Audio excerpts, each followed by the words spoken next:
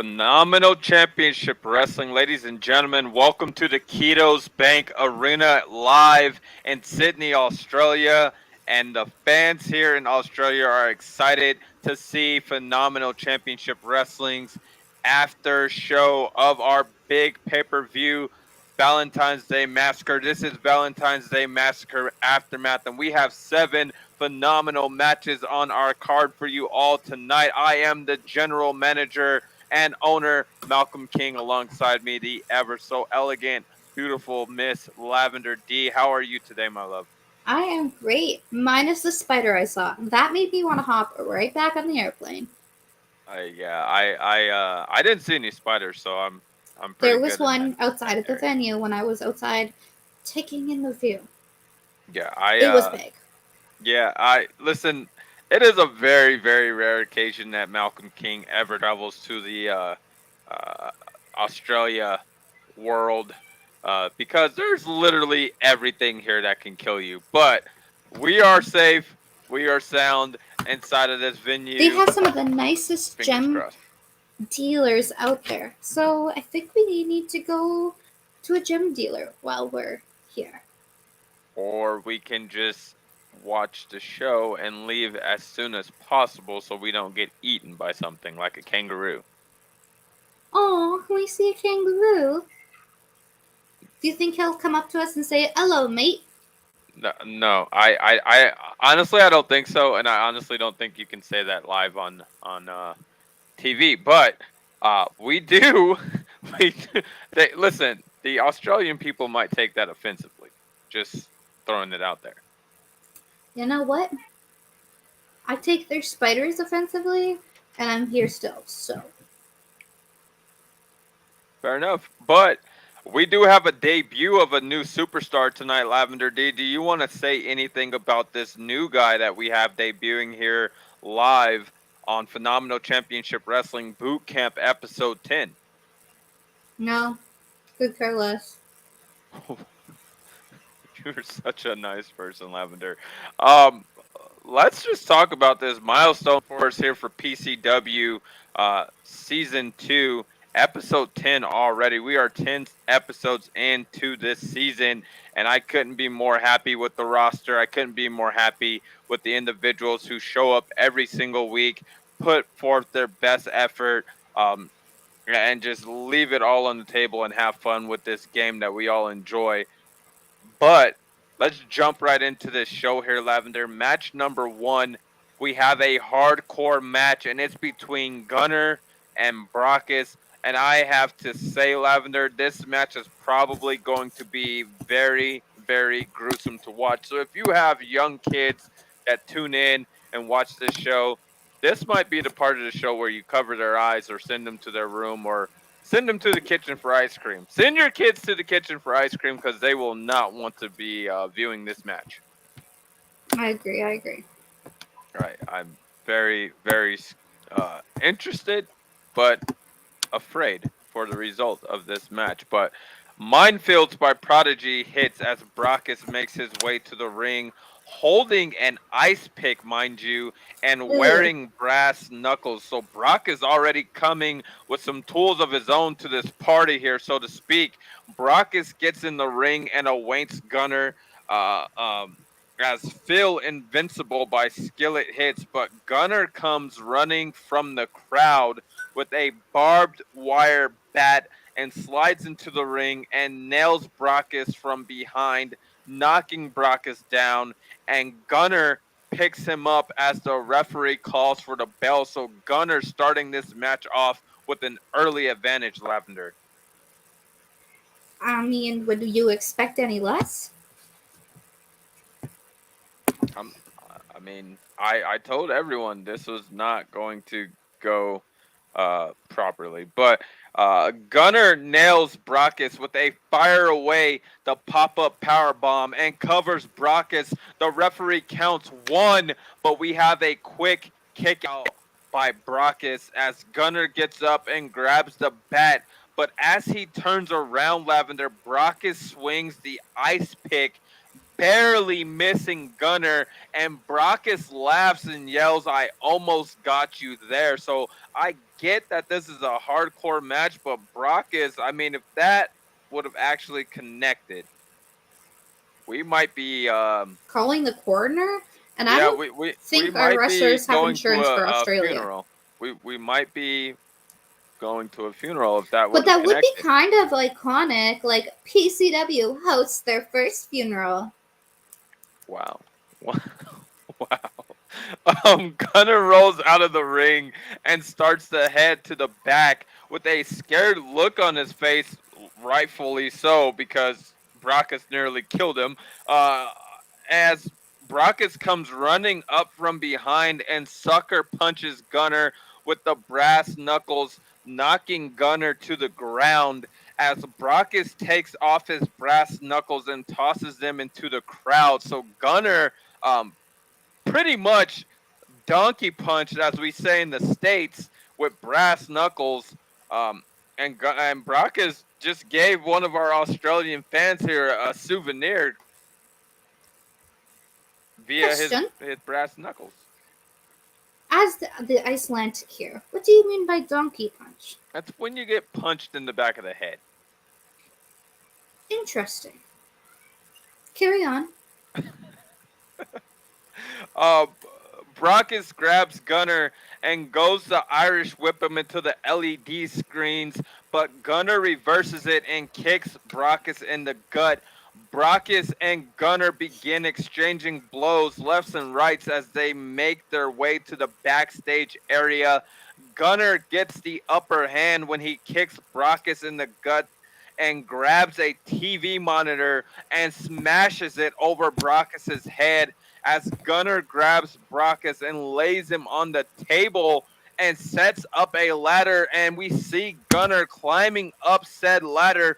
But just as Gunner gets to the top, Brakkus rolls off the table and pushes the ladder over, sending Gunner crashing through the table just as Brakkus starts to walk away. So Brakkus, quick on his feet, playing possum, sends Gunner through a table off the top of that ladder.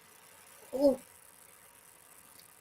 I would expect nothing less than what is happening here. The chaos, the creativity of pain. But I I'm like. always still stunned. I mean, they might actually uh, make that into a shirt, Lavender. The creativity of pain. I like. That was actually pretty clever. I am pretty clever, That hon. was that was clever. That was very clever, my love. Brakkus is walking away. Apparently, he thinks the match is over, but Gunner gets up and says we're not done yet and grabs part of the broken table and nails Brakkus in the back as Gunner would Irish whip Brakkus through a set of doors that turns out to be leading to the parking lot area, and Gunner drags Brakkus over to a car and leans him against it. And one can only imagine what's going through the mind of this Canadian here as Gunner reaches in his own pocket and pulls out some brass knuckles of his own. And he Oh goes to boy. punch Brakkus, but Brakkus moves just in time as Gunner's hand goes through the car window and glass just shattered everywhere. But it seems to have unfazed Gunner at all. And Brakkus begins crawling away and pops a trunk open and starts tossing random items out of the trunk as Gunner walks over to Brakkus and gets nailed in the gut with a tire iron. And Brakkus grabs Gunner and hauls him back to the ring. So Brakkus looking to finish this match inside of the 20 by 20 here. And Brakkus rolls Gunner into the ring and then searches under the ring for what one can assume as more weapons of destruction here. And Brakkus comes up with a steel chair, Lavender. Nothing good ever comes from a steel chair. Nothing good. I mean, unless you need to take a seat. In the wrestling world, how often have you seen someone come up holding a steel chair and sat on said steel chair? We might be surprised tonight, Lavender. We just might. But Brakkus slides into the ring, and Gunner rolls out of the ring, and Brock is showing some frustration here. He slides out of the ring after Gunner, but all of a sudden, Lavender, uh, Niki Hartman's song "Fireball" by Pitbull hits as Brakkus stops and looks at the stage, but there's no Niki. And Gunner takes advantage and drills Brakkus with a kendo stick and gets up and starts telling the fans to move out of the way as Gunner picks up Brakkus and drops him back first onto the barrier, and Oof. then drags Brakkus over to our announce table, and Gunner sets Brakkus on the table, and now Gunner is getting back into the ring, and he climbs up to the top turnbuckle, and he looks to be setting up for an elbow drop as he jumps and nails Brakkus with an elbow drop and completely obliterating and collapsing our announce table here, Lavender. Well, it's a good thing we always fly with, or well, now we're in Australia. We often order our tables here, but it's a good thing we always have extra tables in the back because we're only in match one tonight, and we have already lost a table. Yeah, and I had a very expensive drink sitting on this table, and now it's all over the floor. So And that is why when you're sitting in during a match, you hold the coffee. yeah, I like to talk with my hands. It's just Talk with one hand. listen. We'll discuss that later. Um, Brock is just went through our table here, Lavender. He definitely hasn't moved for a few moments as Gunner picks Brakkus up and rolls him into the ring. Gunner slides into the ring and looks to nail Brakkus with yet another fire away that pop-up power bomb when Fireball by Pitbull plays again, and out comes Niki Hartman, and What is she Gunner doing here? stands She up. wasn't invited. I mean, exactly.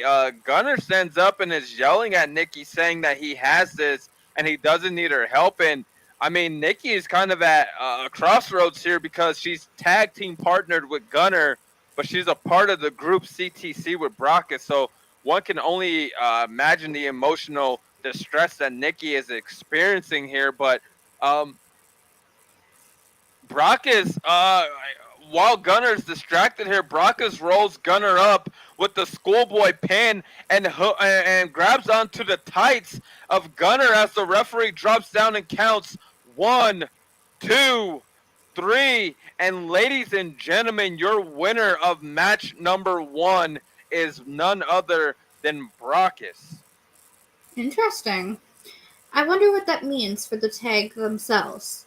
Like, where where is the history, the concern for each other? Are we I seeing what could be the end of a Nikki and Gunner run? It could be. I mean, and I also want to express to all of our PCW fans that Lavender D is experiencing jet lag, which is why she keeps, yawning at random, odd, just periods. It's very, very entertaining to some. But Lavender, what else is going on here? Oof. Well, I Right guess as I you were trying to take a drink. I'm just as sorry. I was gonna have some coffee. It's okay. Gunner gets up and he rolls out of the ring. Oh, and Gunner and Nikki are standing quite close, and he says, "What the hell is she doing out here?" Nikki and Gunner, Gunny. they're arguing, and they make their way back to the backstage. But it appears that he's pretty pissed off. It appears that this could be the end of Nikki and Gunner. Yeah, definitely some animosity, some tension between the tag team champs here as they left to the backstage area arguing with each other. And I agree with Gunner to the point. Why did Nikki have to be out here? Why did she come out? Wouldn't she just sit backstage, uh, prepare for her own match that she has later on in the evening, and just enjoy a classic match that we saw, a classic hardcore match, nonetheless, My between girls don't always use logic. clearly, clearly, there are a bunch of dumb women in this locker room. Would you like to say that again? Yeah, there's a bunch of dumb women in this locker room, Lavender. I'm sorry, but um, I mean, the fans are already chiming in on the social media. Keep that in mind, darling. When all of a sudden you're stuck in Australia and there's a spider in your bed. Listen, as soon as this show ends, I will be on the first plane out of here. My plane out of here, actually. So whether you're a part of that exit strategy or not, I will be gone. There won't be no me waking up in a bed in Australia. I will probably wake up on the bed on my private jet Just give as me a I leave. second. I have to talk to my assistant. Wow. Um, can Wow. someone change the locks on Malcolm's apartment? So that would be cool. Thank you very much. Keep that in mind. They are on their way to the hardware store to change your locks. Would you like to say something more about the females in my locker room? Lavender, let's just be honest. There's literally I have multiple locations of where I can go as soon as I get to the States. I mean, I am Malcolm King. I own PCW. I am a general manager for ACW. I have shares and am a big part of MPCW, Happy Man Asylum. Like I have money out my ears at this point. Not to mention, I am Nagio, the greatest Insomniac champion of all time. So Ugh. Ugh. I hate when you say that word.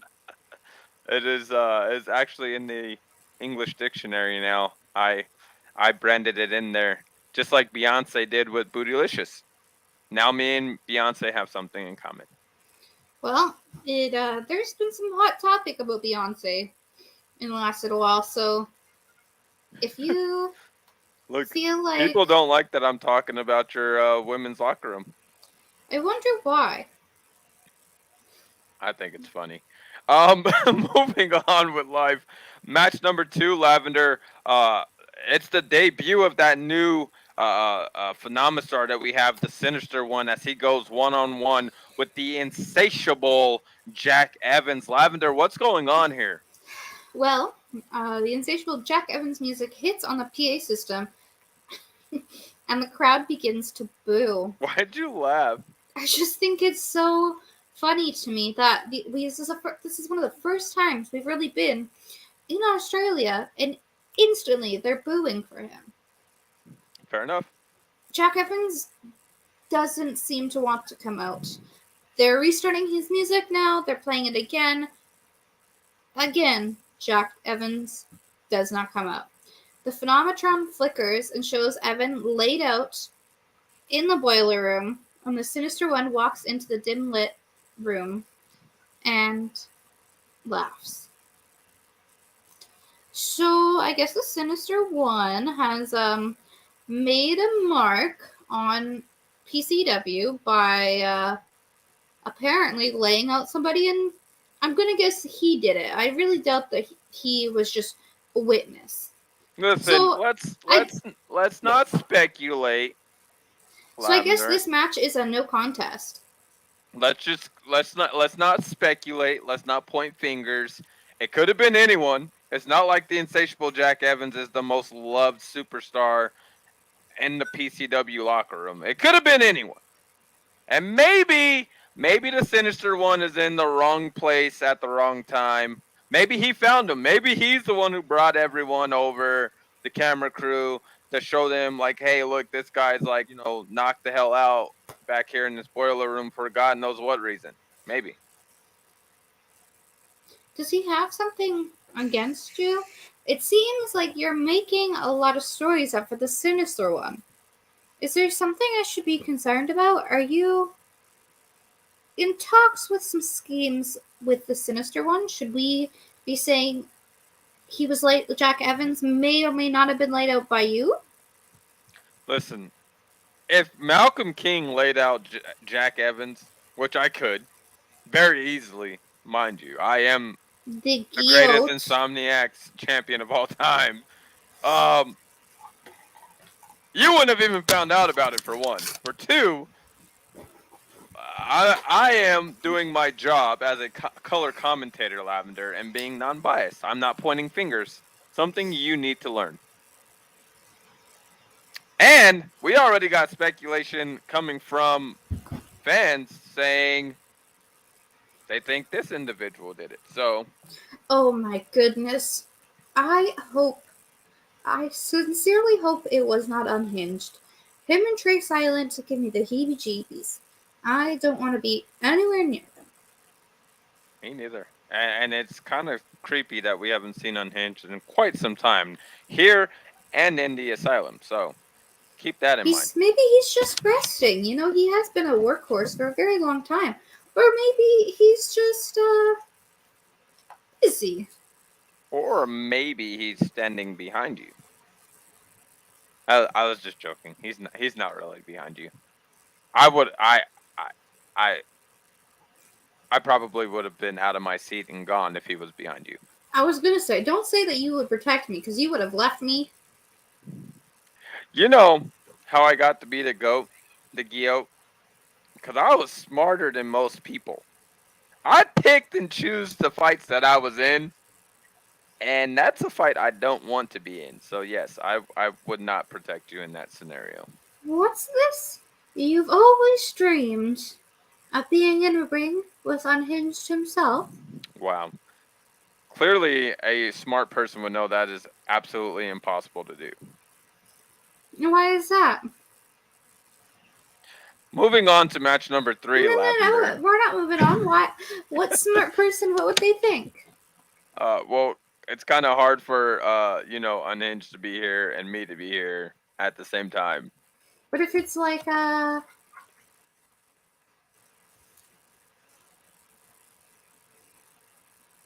magic? Yeah. I hear Here we go. that his lady, I hear she can do some pretty incredible transportation.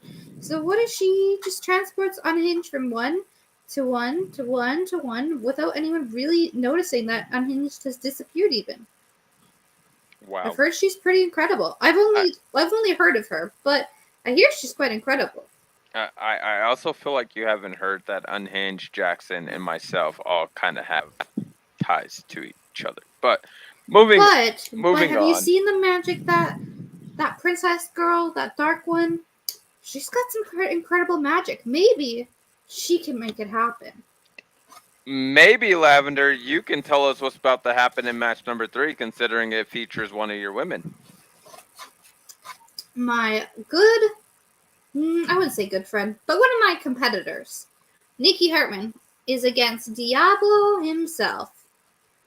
And for like the 4th time tonight, Fireball by the Pitbull is playing. And for the 2nd time of the night, we are seeing Niki Hartman as she makes her way to the ring yet again, as we have already seen her come out. But this is actually her match this time, so congrats for coming to your match. Year Zero by Ghost hits as Diablo makes his way to the ring, and both competitors meet in the middle of the ring as the ref calls for the bell.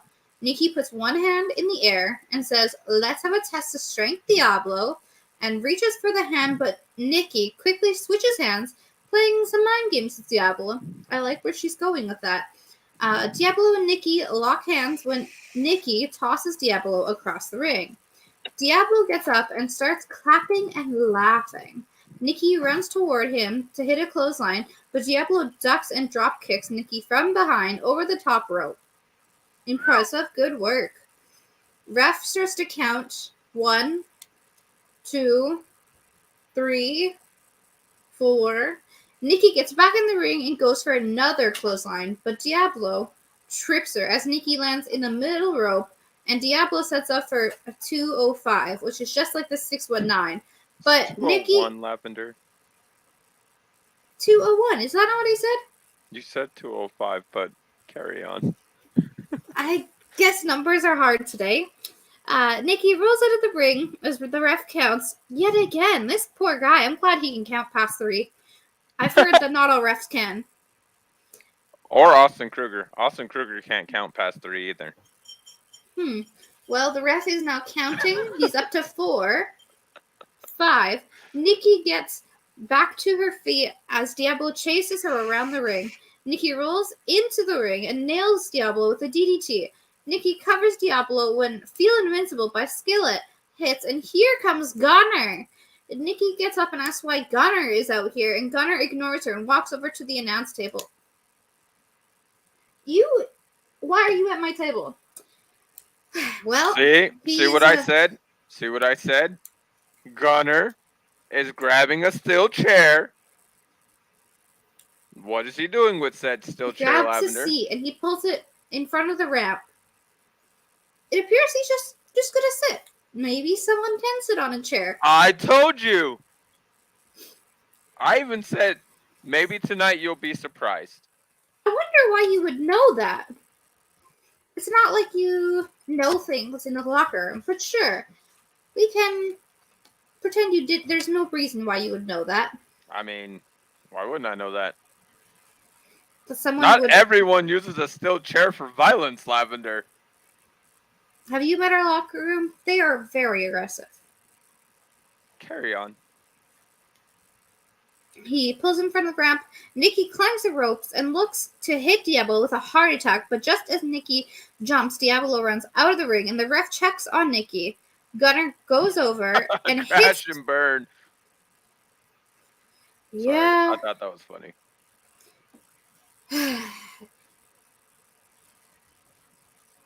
Gunner hits Diablo with a fireaway and then rolls Diablo into the ring. Niki gets up and grabs Diablo and nails him with a heartbreak and covers Diablo. The ref counts 1, 2. Gunner jumps onto the ring apron so the ref will stop his count. Niki gets up and tells Gunner to get off the ring. Gunner jumps down as Niki turns around and Diablo hits her with a devil's wing, the torture rack, into the fisherman brainbuster, accidentally knocking the ref out. Gunner slides in and nails Diablo with a fireaway, and this places Diablo on top of Niki, and Gunner wakes up the ref up, and the ref counts 1, 2, 3, and your winner is Diablo. I'm gonna speculate here that I don't foresee Niki and Gunner sitting on the plane on the way back together, discussing tag team stuff. Probably not. Probably not. Listen, what's happening after the match? I have no idea what's going on between these two. They are just. I mean, tag teams have problems sometimes. Very, very true. They have problems sometimes. Maybe they're just going through a phase with each other. But Gunner gets in the ring and picks Niki up. Niki then pushes Gunner and says, "You cost me the match. There was no need for you to be at ringside." And Gunner replies, "I can say the same thing to you," as he rolls out of the ring and heads backstage. I mean, he's not wrong. He isn't. Karma, like it's not always nice. That's very, very true. That's very, very true. But Gunner also needs to remember a very important life lesson. Which is? Hell hath no fury like a woman scorned. I like that life lesson. I agree. Match number 4 is a phenomenal street fight between Trueblood and Russian Pitbull. And as both men are walking past each other, Trueblood calls Pitbull a coward. And the two men have an all-out brawl backstage here, guys. This is a phenomenal street fight. The referee has already called for the bell. So these guys can fight anywhere, inside or outside of the arena here. And the referee has called for the bell as the two men continue to beat the hell out of each other. Russian Pitbull spears Trueblood into a steel garage door. As Trueblood is slow to get to his feet, Pitbull grabs Trueblood and Irish whips him into the garage again. Trueblood bounces off and is met with a clothesline from hell as Pitbull grabs a biker chain and wraps it around the neck of Trueblood and just squeezes here as Trueblood is turning just red and bluish purple, and he just faints her, guys. And the referee stops the match. He calls for the bell. We got security personnel back there trying to restrain uh, Pitbull from um, Trueblood here, and Trueblood looks to be in a bad way, guys, as he's just collapsed on the ground there. But the winner of this match, and it was a very, very quick match, so if you blinked, you probably missed it. But the winner of this match, ladies and gentlemen, none other than, as he's going by now, the American badass Pitbull. Why And the name change? I can't believe. Listen, I can't believe you went to the concession stand and got snacks before the show and brought me none. Well, I can believe it. I'm sure, What I'm happened? I'm Should sure we you talk can. about last week and how before the show in the meeting you had snacks, you had chips, and didn't bring me any? I'm sorry. Flower Princess gave me, these ketchup flavored chips, and I ate one, and it was so delicious that I just had to keep the bag to myself. You could have shared. So yes, I did go to the concession before the show and did not share food with you. And But one of our sponsors tonight is Werther's. well, to answer your question about the name change, let's just say Meta doesn't like his old name. So, with everything that's happening in the world, we kind of got letters and calls from the president and vice president and people of that nature saying that we should probably make some adjustments. And I don't I don't need them prying too much deeper in the lives of myself or my brother, the CEO Donald Smith, or our little brother, the dumber one, Chris Mack. So I don't know if you would say he's dumber. yeah, he's the younger brother, which automatically makes him dumber. I He disagree. tried to sue CEO Donald Smith. Ask me how that went. No thanks. Exactly. Should Match we number. talk about our merch store? Let's talk about it. What do you got for us tonight, Lavender? Well, Flower Princess just restocked all of her merch, and it is incredible. And the Dominator also restocked his merch. It's looking pretty fly. I own 5 of the one shirt. We don't need to talk about it. I'm supposed to hype up the Renegade shirts, but I They use are kind them. of cool. I use them when I need something to dry my hair with, because cotton shirts are really good for hair drying. Which is why your hair looks so good. So you should thank them for their shirts. But if they were any if say I walked in the mud or I stepped on a bug, I would use those shirts to clean up the blood of the bug. Because I don't like disturbances. Or nuisances. You should probably be cautious of what you say. They do own more shares in this company than us. There's been some inquiring minds on how to get shares. Thoughts? Couldn't tell you, but what's happening with match number 5, Lavender?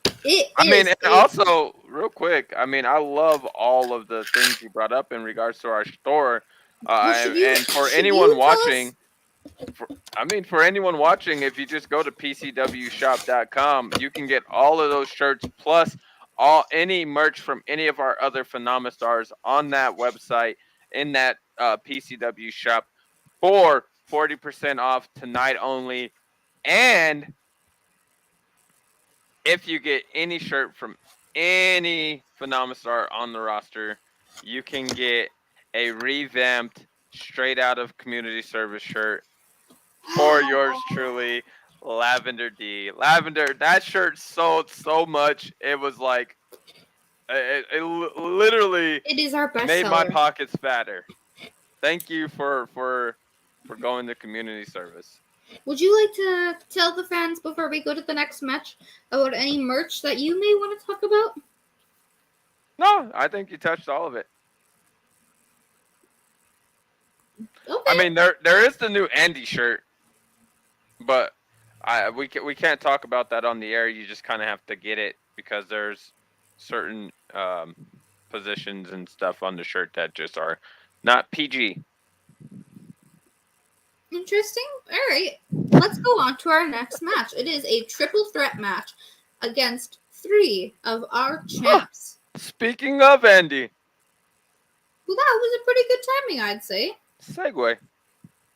There are 3 of our champs in this match. There's Andy Owens, Kenzo X, and Southern Heart.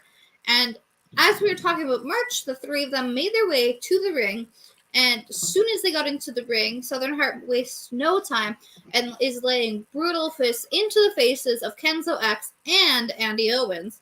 But Kenzo stops Southern Heart and grabs her fist and forces her into his dragon sleeper hold. Mm. Andy, quite smart if you ask me, is standing in the corner watching this just happen, not particularly helping much, because, why get involved if you have to?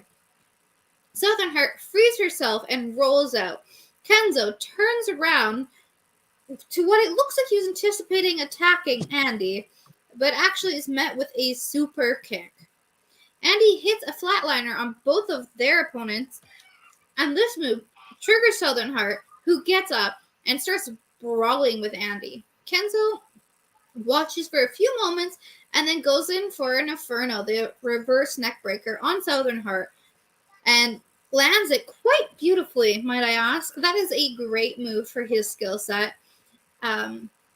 He's setting up for an Inferno on Andy, but that pisses Andy off that he would even try to do this. And Andy starts brutally attacking and is hitting multiple punts to the rib area. Southern Heart gets up and goes to hit a heart punch to Andy, who ducks. And so Southern Heart hits Kenzo instead. Smart Ouch. thinking there for sure. Kenzo is stunned and stumbles around, so Andy hits him with a clothesline. Andy and Southern Heart begin brawling when the spring Ouija bell. Mac. Yeah, that's solid. That is one of your favorite people. Yeah, for sure. One of my favorite people. Would you like to tell the fans who is interrupting my show like always? No. They know who it is. The fans love Well- this person. He's one of the most loved Phenomena stars and stars, legends, whatever you want to call it, in the E-Fed world. So they Well, know when Ouija Mac hits. Well, the he's coming 3 out. stars are all 3 of them, of the Renegades, have made their way out, and as they're coming down the ramp, they attack Kenzo and Southern Heart. Kenzo rolls out, and the ref gains a bit of control as the Renegades were trying to climb in the ring, and they were just trying to create chaos. The ref gains control, and Andy hits the Owens stomp on Southern Heart and goes for the pin. 1, 2, 3. And the winner is Andy Owens. Jackson and Riddle hold Andy's arm up in celebration, but Andy yanks his arm away and grabs his loyalty championship. Law grabs the mic and says, in less than 24 hours, Andy, you will have to recognize that you are Renegade. Andy turns from Law and Austin and nails him with a vicious Kruger cutter. Law grabs Andy's loyalty championship and says, you know where to find me when you want this back. Renegade exits the ring as the ring doctor checks on Andy. Interesting development there, Lavender. What is happening with our competitors? I mean, What? for one, Renegade, Andy's not supposed to have any part of the group Renegade, but they did show up here tonight seemingly looking to assist Andy Owens in this match, probably trying to win Andy over, attacking, Kenzo X and you know, Southern Heart, but I mean, they sent a message there to Andy, a couple of them for one. First one being Andy Owens has to face Jackson Law tomorrow night on the Asylum in a Correct. one-on-one match. Andy Owens is set up to face Austin Kruger on the Asylum in March for the Insomniac Championship, I believe. Don't quote me on that, but I do know they have a big-time match set up between uh, uh, the two of them. Andy also did uh, in developing stories, you know, basically kidnap Austin Jr., Austin Kruger's son, and so I mean Jackson just took something from Andy since I guess they feel Andy took something from Austin. So we'll see how things turn out tomorrow night on the Asylum, but um, I can assure everyone here, Andy is not going to be too happy when he makes it, backstage and realizes that his loyalty championship is gone. On top of the fact that Austin Kruger yet again has delivered a statement with that Kruger cutter to Andy Owens. I mean, I feel like somehow by the end of the night, a lot of our locker room isn't happy. So we're just adding to a list of unhappy people, I guess. Well, the co-main event is an opportunist match. It's between the one of our champions, Mason Stevens, as he goes against the MPCW Women's Champion Flower Princess. Both of these individuals earning, um, you know, uh, title opportunities here of their choosing. Mason Stevens not a champion yet. Mason Stevens is the Rising Star briefcase holder. He can challenge for any championship in PCW. Flower Princess can go again, challenge for any world championship of her choosing here in PCW. So both of these guys, both of In these individuals, PCW, I'm just wondering because they are MPCW branded. She's already an MPCW champion. Is there a chance Mason may try, since it is clear that some of the belts can cross over? Is there a chance Mason won't bother with PCW World but would try with MPCW? probably not. I mean, Because that's fair. my brother is a very smart individual. The CEO, Donald Smith, is one of the smartest people that I know. And he probably planned for all of these ifs and maybes. But these two do have an opportunity, a huge opportunity. And this match is going to be nothing short of fantastic, phenomenal. Um, and let me be your fantasy. Blast over the PA system as Flower Princess walks onto the stage. As the crowd cheers for Flower Princess as she walks down the ramp and slides in the ring, she gets on the top turnbuckle and holds the championship up high. Blowing a kiss to the audience, she hops down the turnbuckle and waits for Mason Stevens. And Lavender, what else is happening right now? A few moments go by and the lights dim as Heart of a Champion by Halloween Undead plays over the PA system as Mason Stevens walks down the ramp and he looks focused. He looks determined. And Mason has been on a hot streak so far in 2022, and it's only February.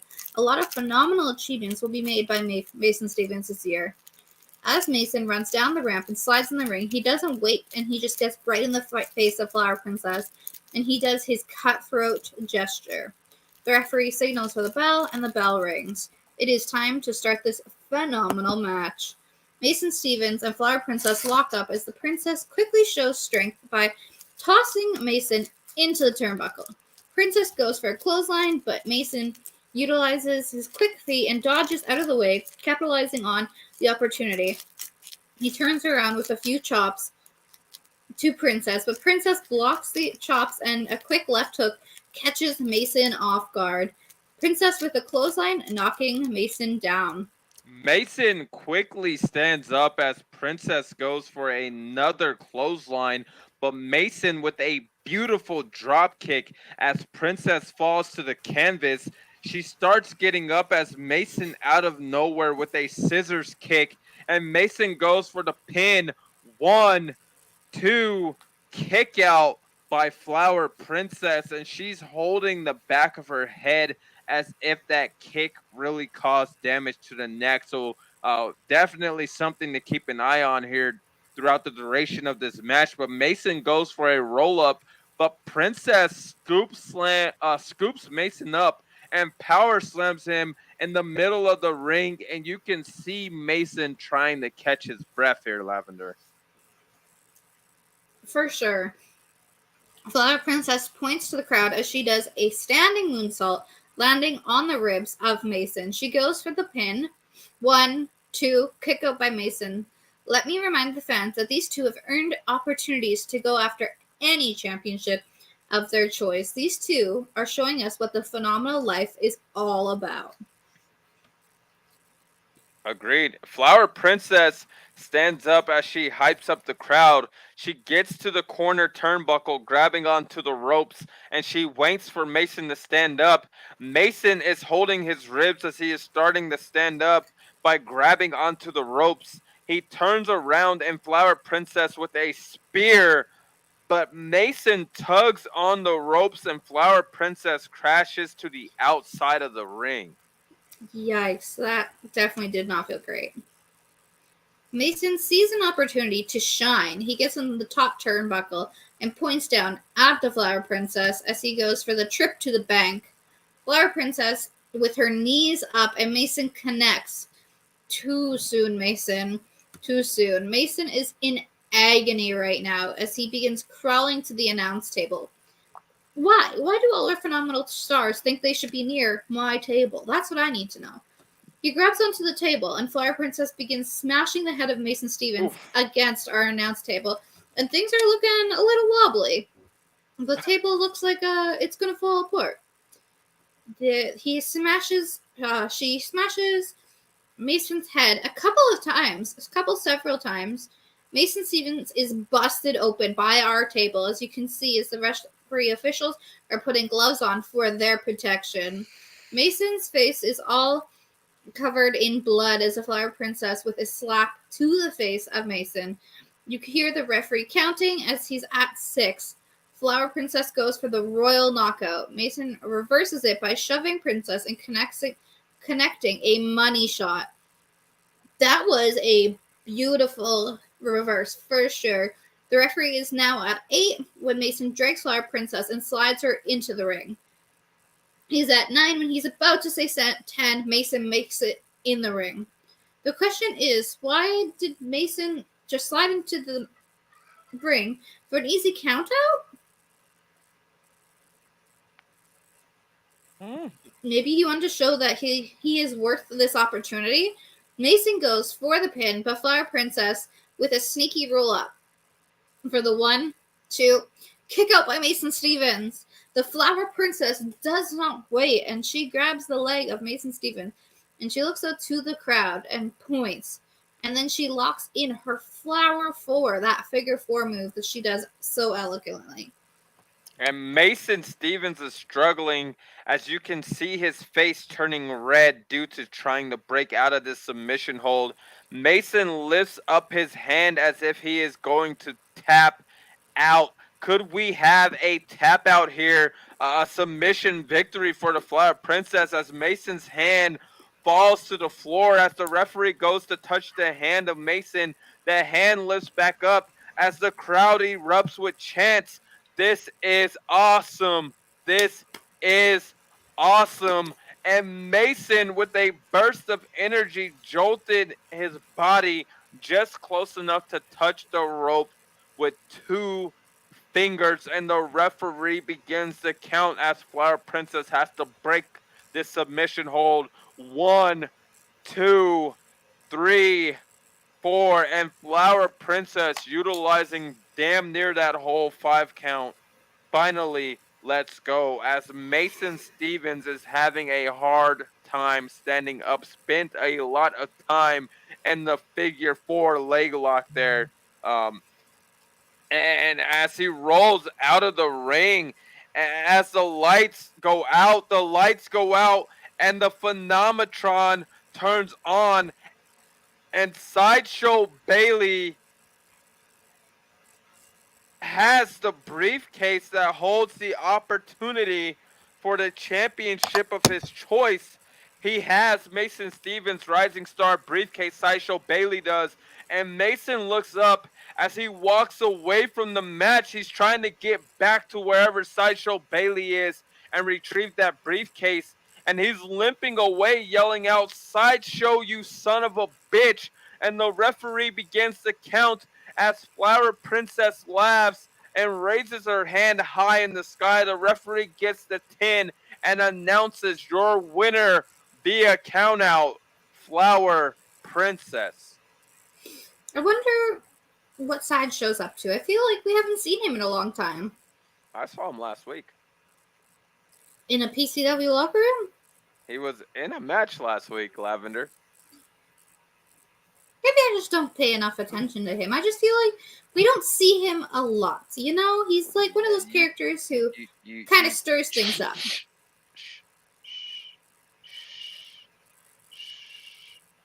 You thought Unhinged was bad. I don't think I fear him as much as I do Unhinged. Mm-hmm. Yeah. Mm-hmm. So you don't remember anything about last season where he was on this like fatal attraction kick with Amelia Eris, where he cut her hair, he cut her in the asylum multiple times. You don't remember any of that? Yes, but was I in the asylum? I avoid that place at all costs. Yeah, Lavender. He's not at the asylum right now. He's here with us on PCW. Yeah. Anyway, what's going on right now, Lavender? What's going on right now? The Flower Princess walks up the ramp, and when she approaches the stage, she turns around and she raises her hand as the crowd cheers.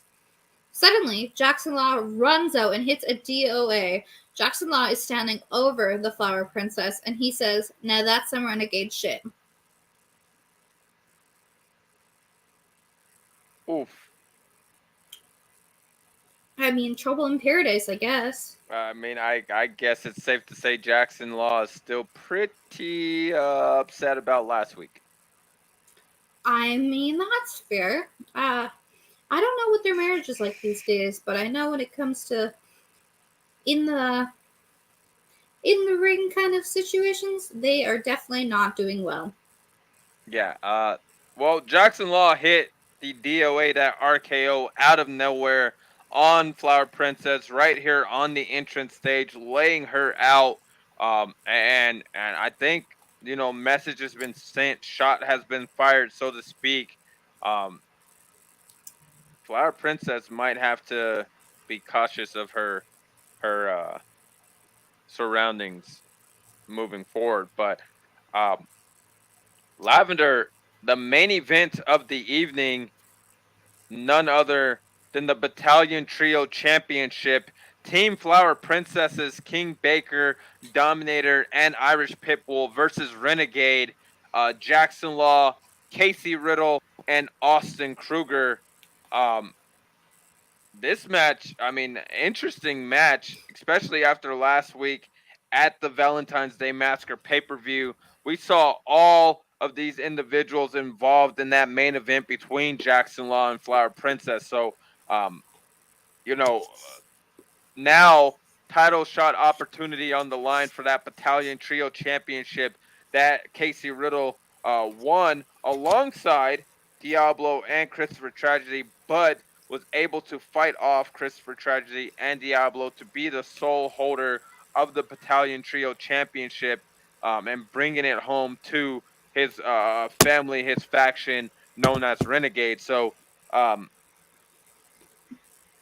Interesting development here with this match. I can only assume that this is probably going to blow the roof off of the arena here, but Let Me Be Your Fantasy by Baby D blast on the PA system as Team Flower Princess walks out to the entrance stage. Dominator leads King Baker and Irish Pitbull to the ring as all three men get in the ring and go to their corner awaiting their opponents as Renegade by Eminem and Jay Z blast over the PA system as Austin Kruger, Casey Riddle, and Jackson Law all step out onto the stage. Law kneels in front of Kruger and Riddle and extends his arms, causing pyros to blast off throughout the arena, and the fans are on their feet cheering for Renegade as Law gets to his feet and Renegade makes their way to the ring.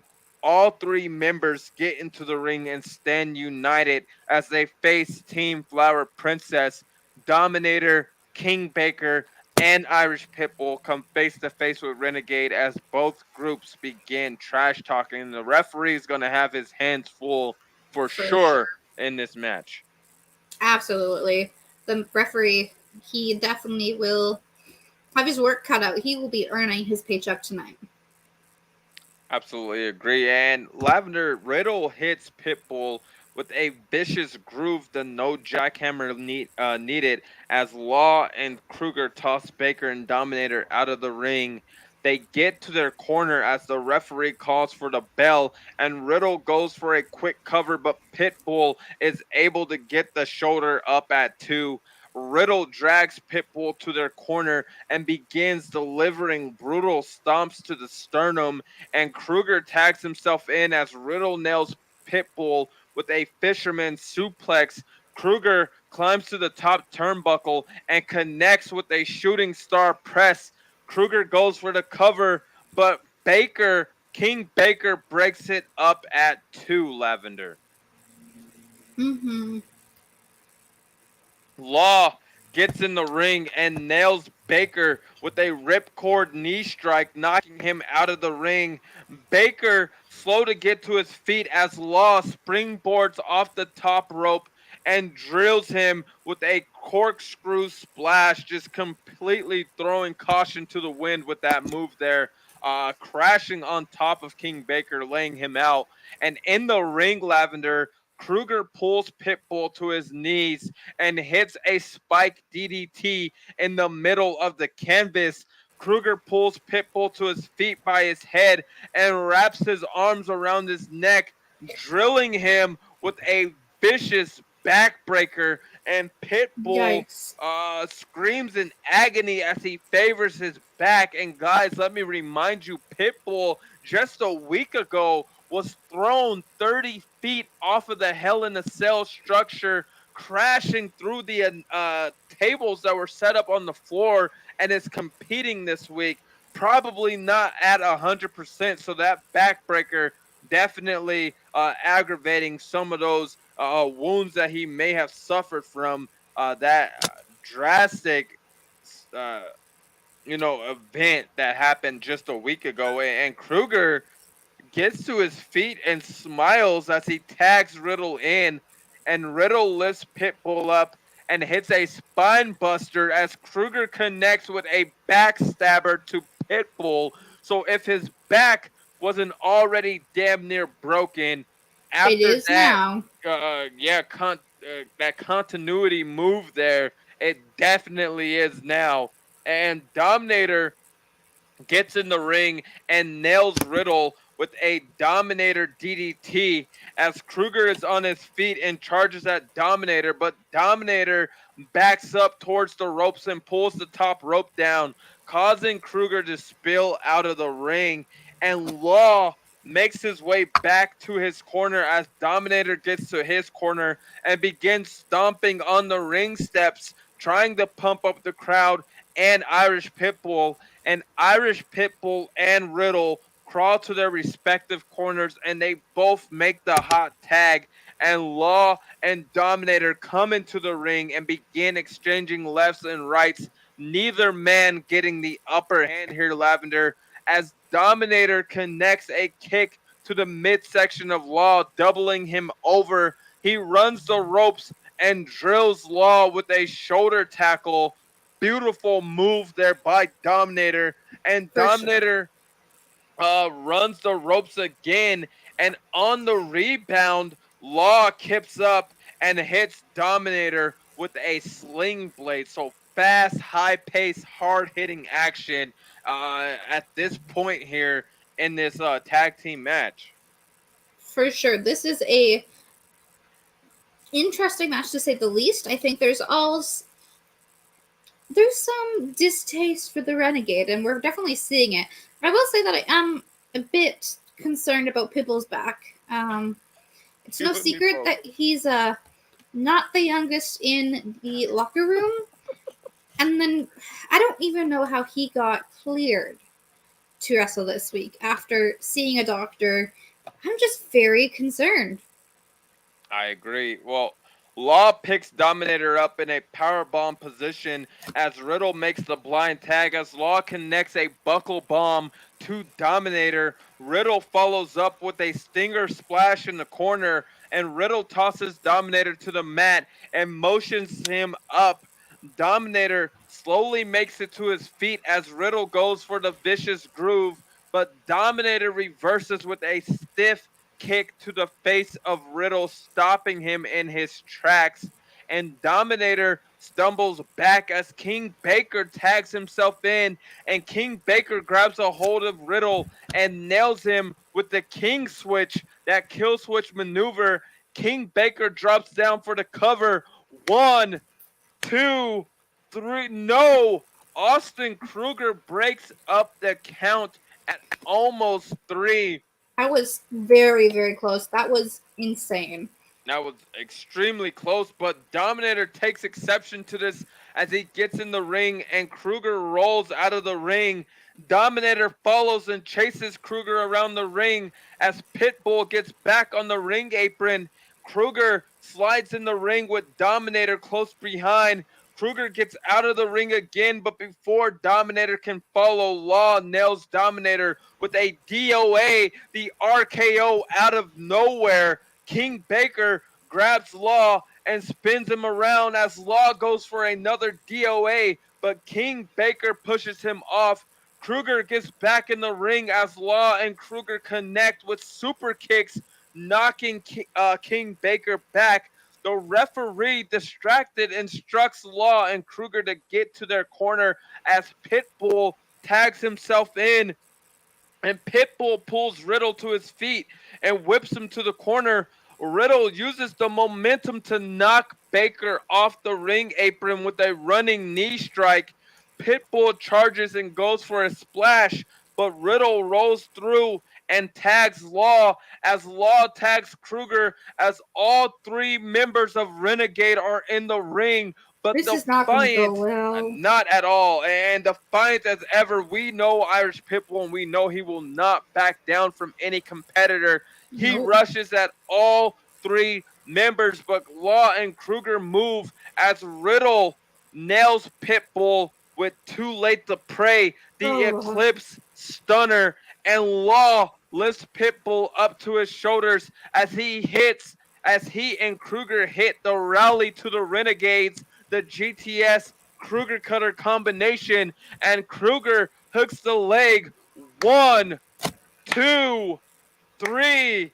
Your winners, Renegades, Austin Kruger, Jackson Law, and KC Riddle.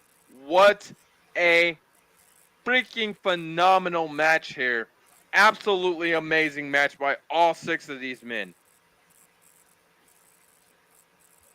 I'm not happy of a win for the Renegades, but it was a It would be safe to assume that you guys realize, finally, that this is Renegade territory.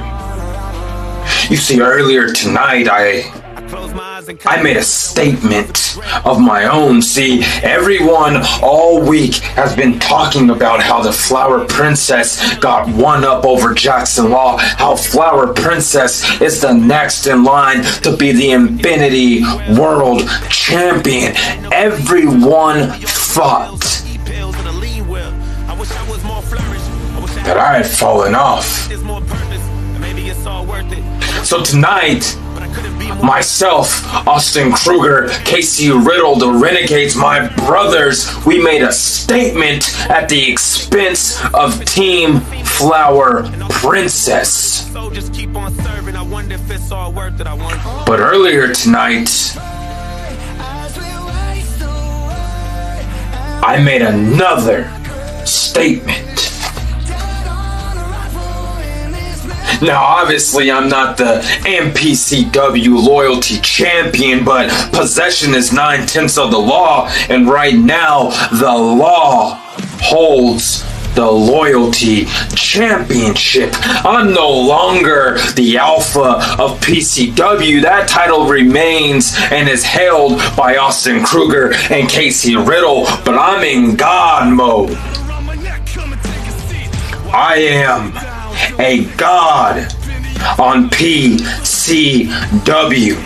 And this is Renegade territory. And whether you want to or you don't, you will worship me.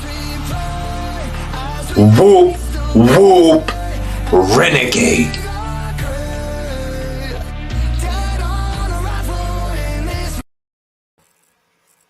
Well, that Those was are some rude big of him notes. to interrupt you like that. First off, very true, but also that is some big words for Jackson. But do we expect any less from him? I mean, let's be honest, Lavender. Hate him, love him. He backs up everything he says, and it's kind of hard to bet against someone like Jackson Law, especially in this mind state that he's in as of late. And I mean, I guess on the plus side, Lavender, it's good news for us because sibling rivalry is right around the corner, and I would like to have this version of Jackson Law represent PCW. So I like it. Fair. It's a win-win. I mean, this version of Jackson is definitely what we need, considering it's now a sibling rivalry times 3. Very true.